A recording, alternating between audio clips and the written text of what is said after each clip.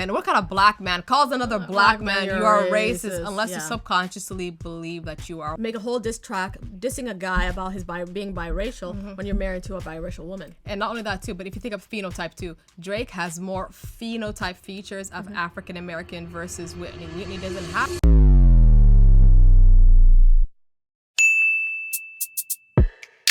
Hey guys, welcome back to Human or Resource. Wait a minute.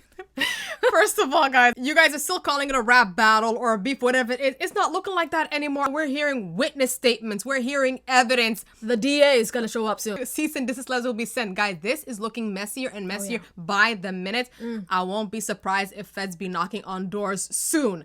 A shooting occurred outside the home of Canadian rapper Drake in Toronto.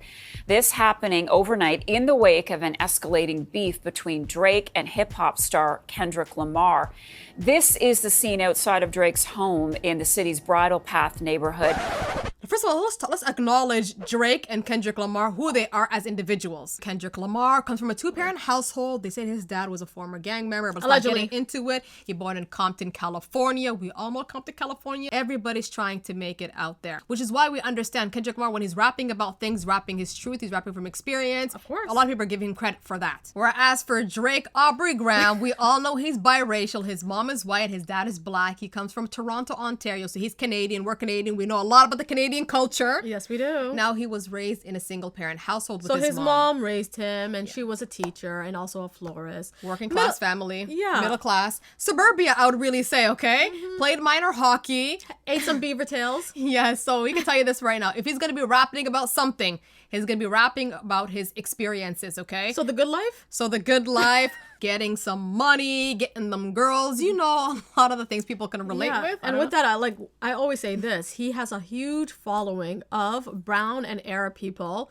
Asians, and all that, because he's rapping in things that they could relate to. You know what I mean? Yeah. Money, girls, partying, and all that. And when you compare it to somebody like Kendrick Lamar, a lot of them are going to say, yeah, but I don't recognize your struggle and what you're rapping about, so I'm going to go ahead and teeter over here to what Drake is rapping about because I can get some money. And plus, he throws a lot of good bops. He throws a lot of good bops, too. So I think right now it's pretty clear when it comes to perspectives in the rap game, Drake and Kendrick come from two different backgrounds, two different experiences. And I know some of you guys are going to be like, so what if they rap about two different things? And that kind of makes sense. But when you think of like rap or like disco rap, which is hip hop in its infancy, it was an outlet for a lot of disenfranchised communities to talk about social issues, economies, politics, you name it. That was their outlet. So you think about Drake, you know, in a civil war with a lot of these rappers, it's because a lot of them are saying, what are you rapping about if it's not about those kind of things? You know, what makes you kind of the best rapper out there?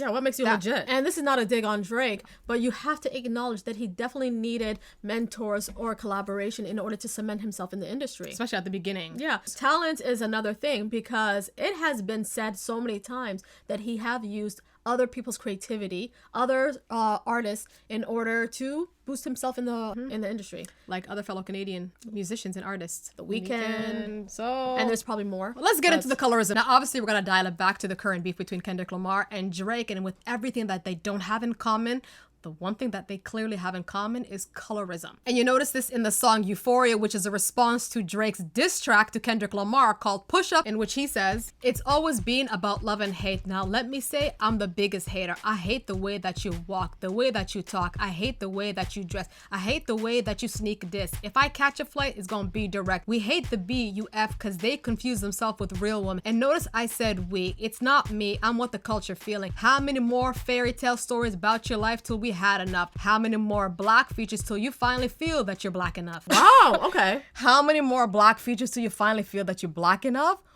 And then even he mentioned, like, later on, he says about, like, I'm not gonna let a Canadian guy just take Tupac's ring, because now Tupac's probably turning in his grave.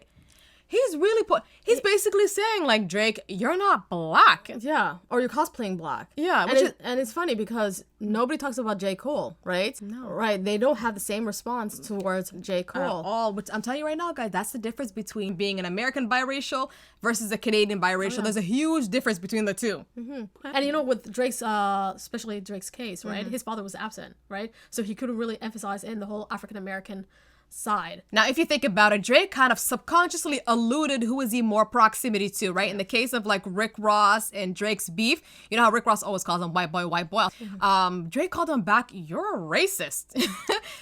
What kind of person, what kind of black man calls another black man, you are a racist, unless you subconsciously believe that you are white? Do you see what I'm saying? Yeah. Yeah. So that was kind of like telling. I'm like, Drake, what are you trying to say here? And I took it as he was being corny at that moment. You know, he got offended. And he's like, you know what, I'm just going to throw this word at him. Or it could be the Canadian him because we love throwing that word around.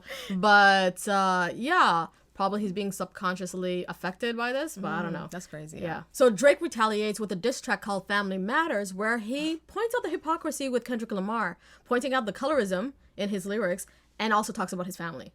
You the Black Messiah, wifing up a mixed queen, and hit Vanilla Cream to help out with your self-esteem. So for people who don't know, Kendrick Lamar is engaged to a biracial woman named Whitney L. Ford. Now, they've been together since high school. They got engaged in 2015. And what can I say about that? I was going to say this. According to his song Complexion, it looks like both of them were kind of battling out identity issues. Okay. And it seems like, according to the song, they found common ground. And I'll put a little clip of that song. Beauty's what you make it. I used to be so mistaken by different shades of faces. Then Wit told me a woman is a woman. Love the creation. It all came from God. Then you was my confirmation. And I think even he goes on more talking about because of their shared lived experiences, that seems to be their common ground between each other. And that's what seems to be holding their relationship, other than the whole phenotype, biracialness, and all that, because he struggled with it. I don't know. Yeah, but it also begs the question, do people consider biracial women black women and biracial men are not? According to Lamar, it looks like that, That's right? the case, huh?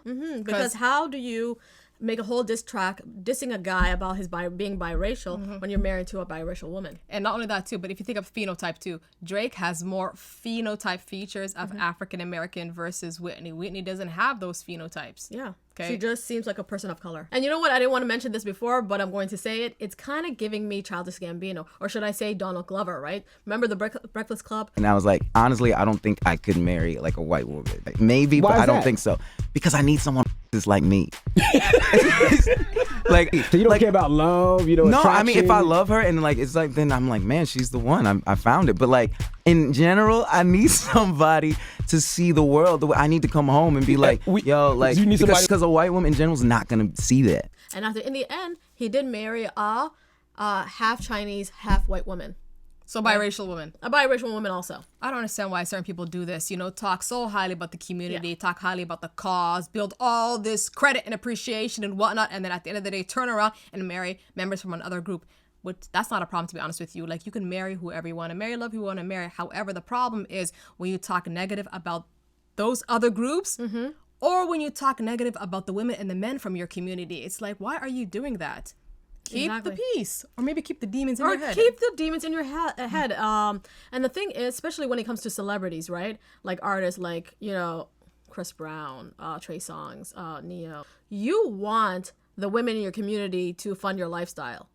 But somehow you guys bash the women in your communities. The hypocrisy is screaming louder than I thought. And you know what's showing when you think about it?